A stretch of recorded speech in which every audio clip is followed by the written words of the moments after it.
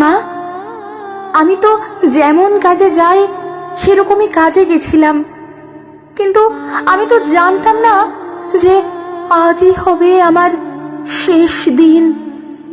আমি তো আমার জুনিয়রদের সাথে একসাথে কত গল্প করতে করতে তোমার হাতে বানানো টিফিনটা খাচ্ছিলাম। তখনও যদি একটু বুঝতে পারতাম। রাত অনেকটা হয়ে যায়। আমি ওয়ার্ডে তখন একা। ওরা আমার সাথে, ছি মা, আমার খুব কষ্ট হচ্ছিল জানো তো। অনেকবার আমি বারণ করেছিলাম, চিৎকার করেছিলাম, বাঁচাও বাঁচাও, কে আছো, আমাকে বাঁচাও। কিন্তু কেউ আমার চিৎকার, আমার আর্তনাদ